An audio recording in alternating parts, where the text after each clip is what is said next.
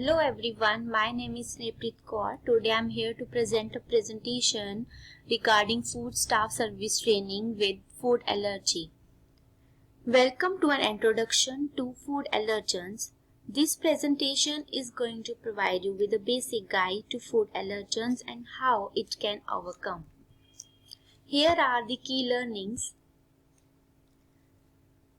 Identify what is food allergy, symptoms and common allergens, how cross-contamination is responsible for it, and some of the preventive measures which the staff should take so that they can avoid the food allergy. Now, what is food allergy? Food allergies and food intolerances can be unpleasant, complicate life, and in the worst cases are fatal. A food allergy is an abnormal immune reaction to a food protein that is harmless. Antibodies against the food are produced so that allergic person eats the food, causing inflammation. Further, these chemicals trigger allergic symptoms that can affect the respiratory system, gastrointestinal tract, skin, or the cardiovascular system. These are the symptoms which the food allergic person have to show, like in eyes, redness, swelling, itching, tearing, nose, running nose, itching, congestion, in mouth, itching, swelling of the lips or tongue, throat, tightness, trouble speaking or swallowing are observed, lungs, which includes shortness of breath, coughing, wheezing, skin rashes, hives and swelling are some of the most common symptoms. And for stomach, it includes nausea, vomiting, stomach cramps. The following foods cause 90% of allergic reactions in Canada. These foods are referred to priority allergens by Health Canada. Even trace amounts of these foods can cause a severe or life-threatening reaction in some people. Mustard is now listed as a priority allergen in Canada. The food include peanuts, tree nuts, fish, crustaceans, mollusks, sulfites, milk, eggs, sesame, soya, mustard seed, wheat and triticale.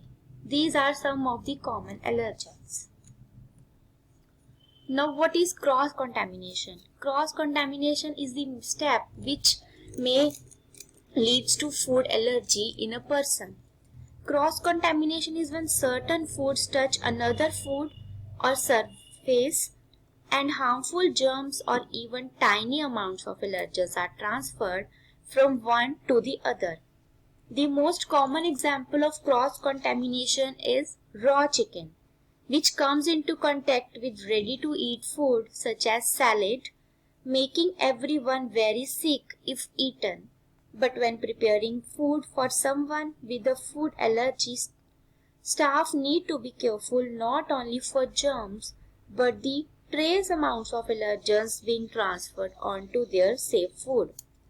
As a result, it would cause them to an allergic reaction. Now, some of the steps to avoid cross-contamination are: it is very important that you and your employees know what ingredients go into your food. They should wash their hands properly and gloves should be changed when it is necessary. It is important that surface should be cleaned and sanitized so that there is not a single trace of sulfites and other microorganisms and the allergens that they cause the food allergic reactions. It is important to marinate the food in the refrigerator and not on the counter. Always keep ready to eat and cooked food separate from raw food. It is important for the staff to ensure that the fridge is at the correct temperature.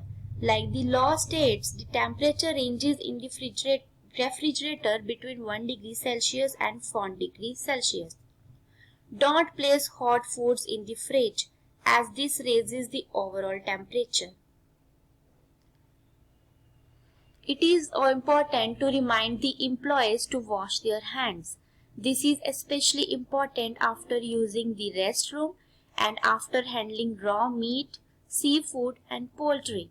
Once employees have washed their hands, ensure they use a single-use paper towel or hand dryer rather than any part of their uniform to dry.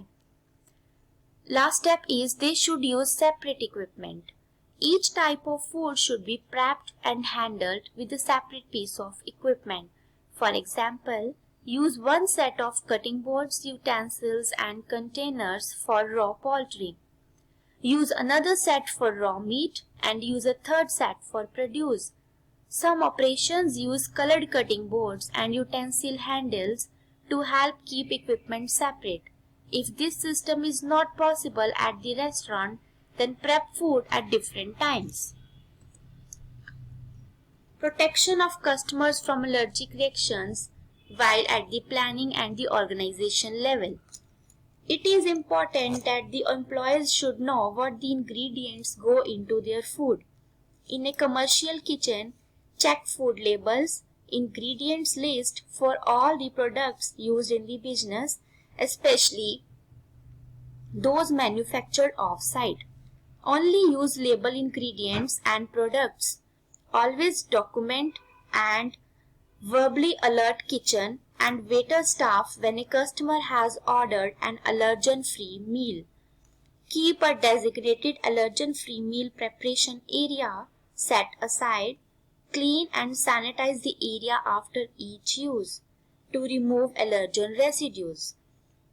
It is important to only use clean and sanitized utensils when storing, preparing, or serving an allergen-free meal. So they should clean and sanitize the surfaces, equipment, and utensils between uses. Do not reuse equipment for different ingredients. For example, do not use cutting boards that was used to chop peanuts to prepare vegetables for a salad. Employees should know the proper procedure of hand washing to remove microbial growth and dirt.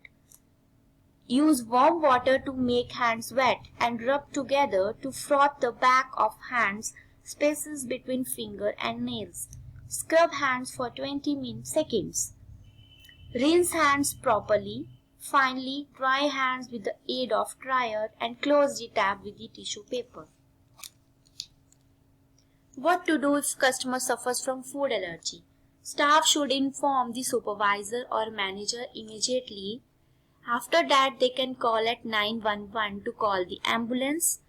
Then call the local health unit as well. Keep the record of an incident and follow up afterwards. Investigation of the food eaten by the supervisor is the most important step.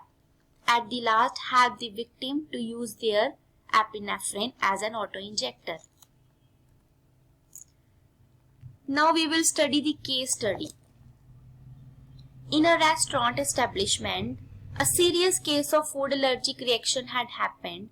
After investigation, it was found that the cupcake she ate caused allergic reaction due to the presence of small traces of peanuts in it, as the person was allergic to peanuts. Because of cross-contamination, person was suffered from the threatening allergic reaction. A key to preventing food allergic reaction in restaurant is understanding manager, food worker and server food allergic knowledge, attitudes and practices. Food allergy training is also recommended for new and existing managers and staff to overcome such food allergic problems. Thank you. And these are the questions that you can test your food allergy knowledge. These are the reference from where I take my data. Thank you so much.